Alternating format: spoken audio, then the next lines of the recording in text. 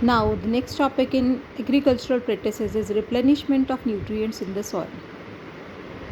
Soil supplies minerals, nutrients to the crops. तो जो soil है, it supplies nutrients to crops. Along with water, it supplies minerals also. These nutrients are essential for the growth of plants. ये जो nutrients है, ये plant growth के लिए essential होते हैं. They are very important. Due to economic reasons, farmer grow crop in the same field year after year. Economic reasons की वजह से क्या करता है फार्मर, ईयर आफ्टर ईयर हर साल के बाद उसी ही लैंड में क्रॉप ग्रो करता रहता है, सेम फील्ड यूज़ करता है क्रॉप ग्रो करने के लिए.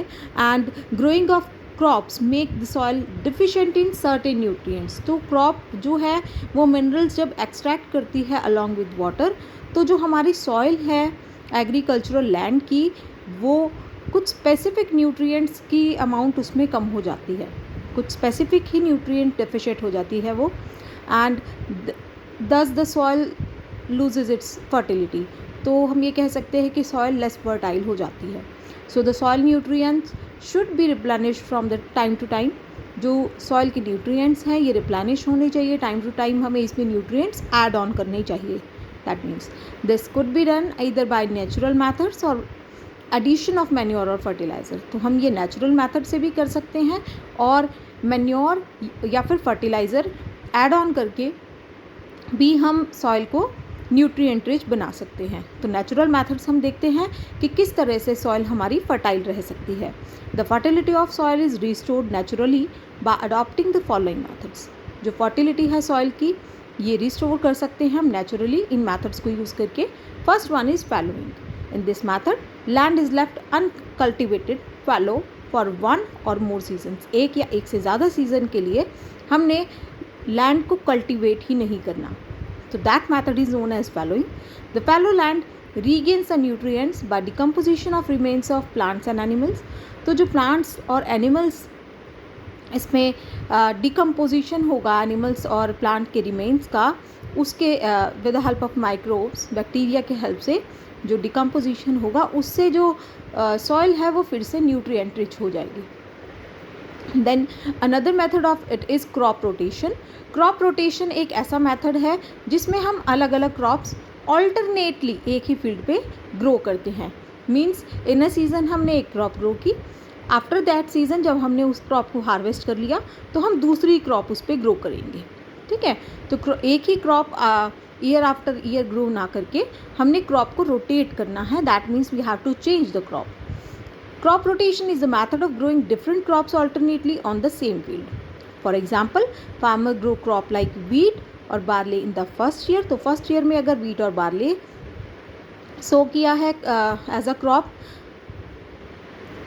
and this is followed by growing leguminous plants like pea और soyabean in the next season. तो next season में जो farmer है उसको क्या सो करना है, लेज्यूम्स सो करने हैं जैसे पी या सोयाबीन नेक्स्ट सीज़न के लिए. इससे क्या होगा, जो सॉइल है वो एक ही न्यूट्रिएंट में डेफिशिएंट नहीं होगी और इससे क्या होगा कि रिप्लेनिशमेंट होती रहेगी. सॉइल के अंदर जो न्यूट्रिएंट्स हैं वो ऐड ऑन होते रहेंगे. किस तरह से लेज्यूम्स को ग्रो करके रिप्लेनिश होती है सॉइल, ये हमने लास्ट ईयर क्लास 7th में भी स्टडी किया था. ये देखिए आपको रूट शो की गई हैं लेज्यूम्स की, लेज्यूमिनस प्लांट्स की. इसके अंदर ये वाइट जो है ये नोड्यूल्स शो किए गए हैं. ठीक है, इन नोड्यूल्स के अंदर एक बैक्टीरिया प्रेजेंट होता है, राइजोबियम बैक्टीरिया. तो ये राइजोबियम बैक्टीरिया क्या करता है, एटमॉस्फेरिक नाइट्रोजन को नाइट्रेट्स में चेंज कर देता है. एंड ये जो नाइट्रेट्स हैं ये वाटर सॉल्यूबल होते हैं and which can be used by plant also. ठीक है, तो एटमॉस्फेरिक नाइट्रोजन को नाइट्रेट्स में चेंज करके सॉइल के अंदर ऐड ऑन करने का काम किसका हो गया, राइजोबियम बैक्टीरिया का. लेकिन ये किस में प्रेजेंट होते हैं, लेज्यूम्स में. तो अगर हम लेज्यूम्स ग्रो करेंगे, लेज्यूमिनस प्लांट्स ग्रो करेंगे अपने सॉइल में एज अ क्रॉप, तो हमारी जो सॉइल है वो रिप्लेनिश हो जाएगी. उसमें जो नाइट्रोजन अगर उसमें कम हो गया है तो वो ये बैक्टीरिया फिर से ऐड ऑन कर देगा. सो इसको रीड करते हैं. Rhizobium are present in the root nodules of leguminous plants. This bacteria convert atmospheric nitrogen into simpler nitrogen compound. Nitrates में चेंज कर देता है ये बैक्टीरिया एटमॉस्फेरिक नाइट्रोजन को. That can easily be absorb by plants. तो ये जो nitrates हैं ये ईजिली प्लांट एब्जॉर्ब कर लेते हैं। Farmers are being encourage to adopt this practice. Farmers को हमें एनकरेज करना चाहिए कि वो इस प्रैक्टिस को इस नेचुरल मेथड को यूज़ करें। Then the third natural method is mixed cropping. तो सबसे पहले हमने किया है फैलोइंग नेचुरल मेथड्स में, then crop rotation and then mixed cropping. Mixed cropping is in this method 2 or more crops are grown together. हम एक से ज़्यादा क्रॉप्स एक साथ ग्रो करते हैं, 2 या 2 से ज़्यादा, ठीक है, एक ही फील्ड पर।